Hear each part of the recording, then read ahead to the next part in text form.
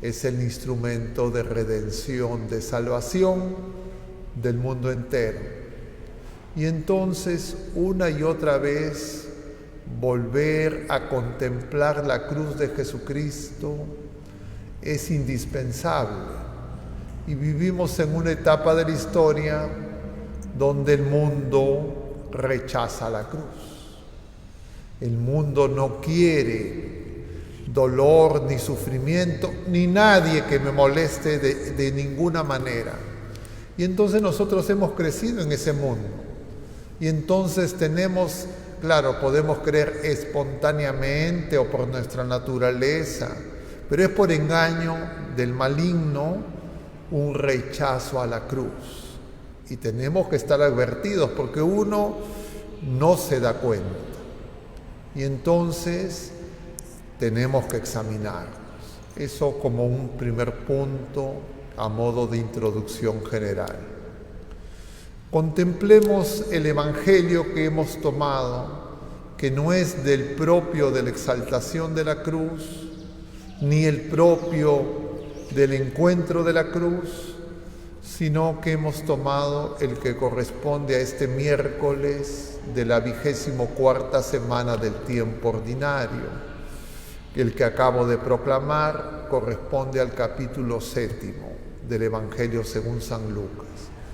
Es un evangelio que no es tan fácil de comprender porque hay algunas cosas que para nosotros ya no tienen sentido, como por ejemplo eso de tocar flautas y cantar lamentaciones.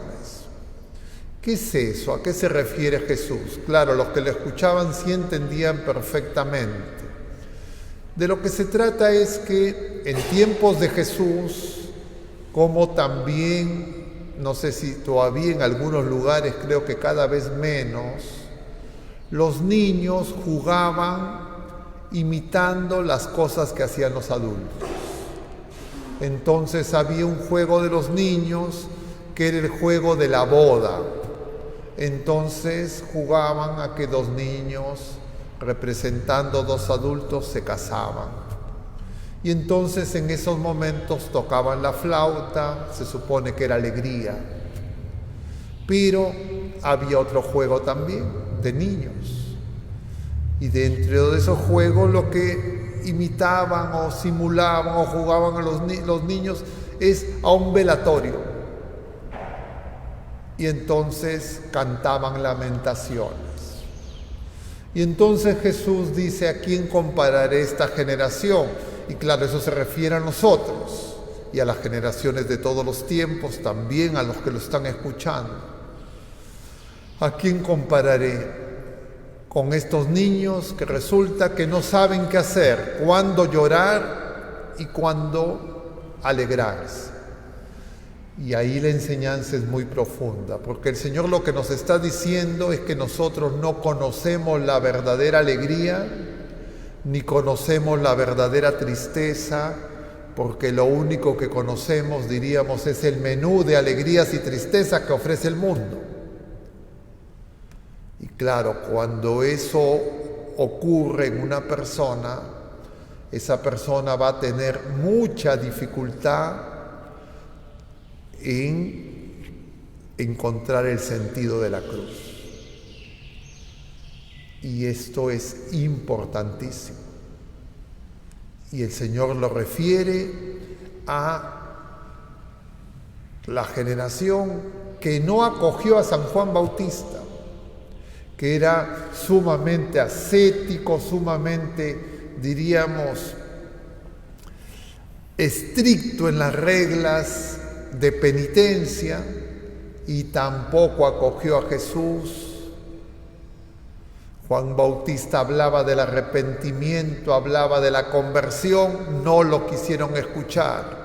Jesús habla de la misericordia, del perdón, tampoco lo quieren escuchar. Y eso somos nosotros. Claro, uno podría decir: no, sí, es que yo quiero la misericordia, yo quiero el perdón, Dios es bueno, pero quiero un Dios a mi manera. Entonces no quiero que se hable de pecado, no quiero que se hable de conversión. Pero algunas personas, pecado, pecado, conversión, conversión. Y entonces se olvidan de la buena noticia, de la victoria sobre la muerte, la victoria sobre el pecado. Y entonces, de una u otra manera, rechazamos a Jesucristo, y si rechazamos a Jesucristo, rechazamos la cruz. Y entonces nosotros tenemos que examinarnos y preguntarnos qué nos alegra y qué nos entristece. Generalmente nos daremos cuenta que nos alegran cuando nos dan las alegrías del mundo. Esas alegrías en sí mismas, no todas, son malas, pero son alegrías centradas en bienes y servicios pasajeros, temporales. Y entonces, ¿quién de ustedes ya celebró su cumpleaños este año? A ver, levanten la mano. Los cumpleaños que ya pasaron, de pasadita, que más o menos me doy cuenta. Ok. ¿Y a quiénes le falta todavía celebrar su cumpleaños? Levanten la mano. ¿O no tienen mano? Levanten la mano, les digo, y no quieren. Igual que los niños, no quieren, yo no quiero. Ok. ¿Qué significa esto, hermanos? Nosotros tenemos una voluntad caprichosa. Queremos hacer nuestra voluntad y queremos que las cosas sean como nosotros imaginamos. No somos obedientes como el centurión que veíamos el lunes. No tenemos esperanza y en consecuencia creemos que Jesucristo no es capaz de resucitar a los muertos y en consecuencia ni conocemos la verdadera alegría ni conocemos la verdadera tristeza. Y el Señor quiere que la descubramos, porque sin ese hallazgo no entenderemos la sabiduría de la cruz y no encontraremos la felicidad. Y entonces, ¿por qué les hacía levantar la mano? Ustedes pregúntense en sus cumpleaños, ¿qué les alegra? ¿Les alegra los regalos? ¿Les alegran los saludos? ¿Les alegra la comida? ¿Les alegra los invitados? ¿Qué les alegra? Todas las anteriores son las cosas del mundo. No son cosas malas, todavía no es la verdadera alegría. Y ahora vamos, ¿qué les entristece? ¿Les entristece la enfermedad de un ser querido? ¿Les entristece los problemas materiales de un ser querido? ¿Les entristece que haya conflictos dentro de su familia? ¿Les entristece que alguien haya partido? Si les entristece, si nos entristece, si nos alegran solas esas cosas que estoy mencionando, otras parecidas, nosotros todavía no conocemos ni la verdadera alegría ni la verdadera tristeza.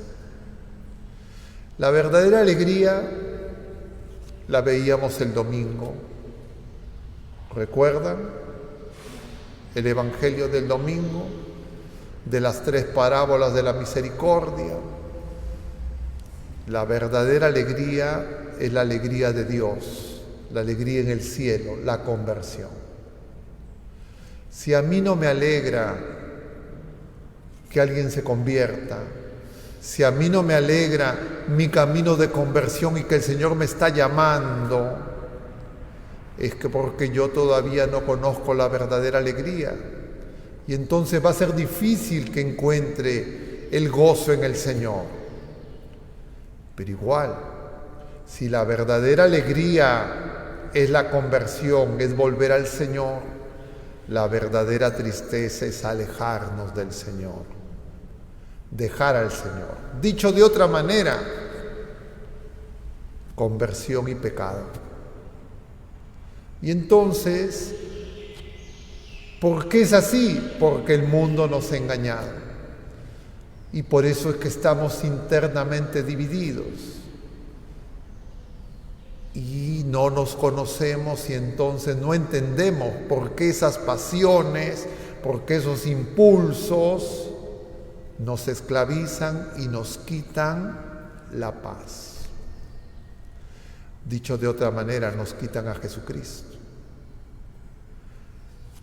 Vamos a la segunda lectura, que tiene que ver con esto muy íntimamente. Los corintios se alegraban y deseaban y codiciaban bienes espirituales, porque entonces uno de lo que yo les mencionaba antes, les mencionaba las cosas pasajeras. Los corintios supuestamente querían cosas espirituales, pero querían, entre comillas, dones para impresionar a las personas. Entonces su preocupación era quién tenía don de lengua, quién tenía don de curación, quién tenía profecía. Y entonces Pablo ve pues que están divididos, hecho un desastre, pero ellos no se dan cuenta. Ellos creen que son una iglesia que están siguiendo a Jesús. Y entonces Pablo les dice: ambicionen el carisma, deseen el carisma mayor. Y ese carisma es el amor. Y entonces Pablo empieza a hacer la lista. A ver, voy a hacer la lista de qué es lo que caracteriza al amor. Y ustedes vayan escuchando y vayan examinándose. Entonces dice San Pablo, a ver dónde está, empieza. El amor es paciente. ¿Son pacientes? El amor es afable. ¿Son afables? El amor no tiene envidia. El amor no presume. El amor no se engríe. El amor no es maleducado. El amor no es egoísta. No se irrita. ¿No se irrita? El amor no lleva cuentas del mal, no se alegra de la injusticia, goza con la verdad, disculpa sin límites, cree sin límites, espera sin límites, aguanta sin límites. El amor no pasa nunca. Entonces la pregunta es, ¿están aprobados? ¿Están jalados? Y claro, uno se examina y uno dice, ¡ay de mí! Pero se olvida de lo que está al principio. El Señor, San Pablo, el Espíritu Santo a través de San Pablo nos está diciendo que es un carisma, es decir, es un don, es un regalo, no es algo que yo puedo conseguir solo. Y entonces, si es que yo examino esto y entonces digo qué mal estoy, no entendí nada. Esto es más bien lo que el Señor me quiere dar. ¿Qué impide que yo reciba ese don que el Señor me quiere dar? No es que se lo quiere dar a algunos, a otros no, a todos nosotros y a todas las criaturas humanas. Y entonces uno tiene que preguntarse, ¿por qué no lo recibo? ¿Qué está pasando? Varias cosas pueden ser. Todas son engaños y confusiones que el mundo, que el enemigo ha puesto en nosotros. Es cizaña. Necesito ser limpiado, necesito ser curado, necesito ser sanado. Solo Jesucristo puede hacerlo. Nadie más. No es, entonces ahora voy a mi terapia, ahora voy a ir de paseo, ahora voy a preparar un buen menú, ahora voy a reunirme con mis amigos. Eso ayuda, todo lo que queramos, pero no me ofrece esto que incluso no me lo puede quitar ni siquiera el dolor ni el sufrimiento. Y entonces es don. Y justamente entender la verdadera alegría y entender la verdadera tristeza va a ayudar a que reciba ese don. Y entonces la pregunta es, ¿cómo el Señor me da ese don? ¿Cuándo y cómo? La respuesta breve es en sus sacramentos y en su iglesia, por excelencia en la misa y en la comunión y en la confesión sacramental. En esos dos sacramentos, en su perdón y en su entrega total, generosa, incondicional y gratuita, yo recibo el amor de Dios como describe San Pablo.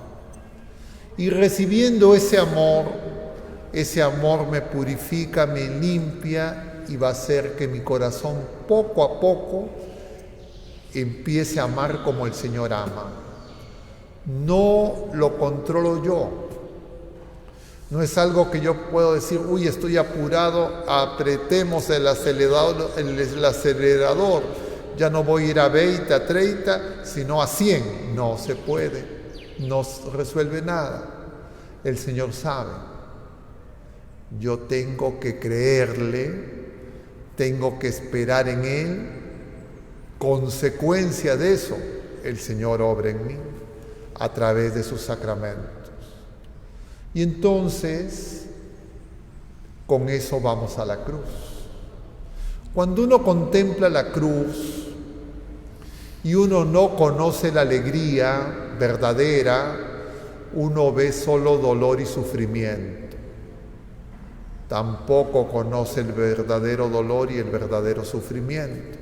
Dicho en una palabra, en el infierno, en el pecado, en la falta de libertad, porque el pecado es una esclavitud. Y entonces yo tengo que ver en la cruz más allá del dolor y del sufrimiento. Y lo que tengo que ver es el amor de Dios y el perdón de Dios manifestado en Jesucristo. Y ese amor y ese perdón son gratuitos, son incondicionales. Lo único que necesita es que yo vaya a esa fuente de la salvación. Cuando yo los quiero controlar, cuando yo quiero dirigir, es porque en el fondo yo estoy rechazando la cruz, estoy rechazando a Jesucristo, estoy queriendo que las cosas sean a mi manera.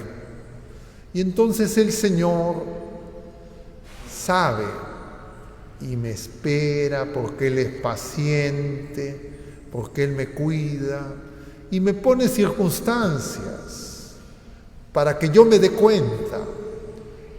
Y a veces, una, no me doy cuenta. Dos, no me doy cuenta. El Señor no se cansa, me pone 10, 20, 100. Y uno se da cuenta, oye, ni con 100 me daba cuenta. Y sigo en lo mismo, como un niño caprichoso, como esa parábola. Y entonces nosotros tenemos que ser, sí, como niños, lo veremos cuando celebremos el 1 del próximo mes a Santa Teresita, pero niños que confían en Dios. Pero cuando somos niños adultos, niño viejo, que queremos hacer nuestro capricho, pues tenemos que darnos cuenta que eso es un problema. Pero ese problema el Señor lo resuelve. Esa es la buena noticia. Y Él lo cura rapidito. Y entonces uno se preguntará, ¿y por qué en mi caso no funciona? Pues porque yo no quiero dejarme curar. Yo creo que ya conozco al Señor, que yo ya sé y yo quiero controlar. Y entonces la cruz nos muestra esa grandeza. En la cruz nosotros tenemos que ver entonces no solo sufrimiento, también amor, pero incluso ese amor queda muy abstracto. Ese amor nos puede resultar lejano, nosotros necesitamos además saber que en la cruz hay resurrección, hay victoria. Entonces, tengo una enfermedad terrible, no es la última palabra. Partió un ser querido, no es la última palabra. Mis pecados no son la última palabra. Tengo problemas familiares, no es la última palabra. La última palabra es Jesucristo. Él ya venció y está resucitado. Toda esa sabiduría compacta la tenemos en la misa. En la misa celebramos el misterio pascual de Cristo.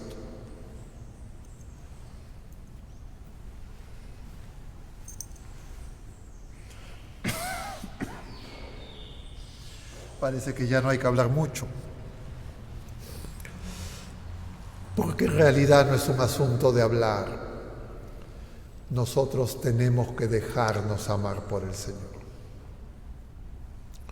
Ni siquiera le tengo que hablar tanto, ni siquiera tengo que pensar tanto. Es mucho más sencillo. Me tengo que entregar, como Él se entrega, y Él lo hará. Pidamos a nuestra Madre Santísima, a San José, su castísimo esposo, y a la multitud de santos en el cielo, que el Señor realice hoy esa obra de curación, de sanación en cada uno de nosotros, en su iglesia y en el mundo entero, y que nosotros no nos resistamos para hacer su voluntad. Que así sea.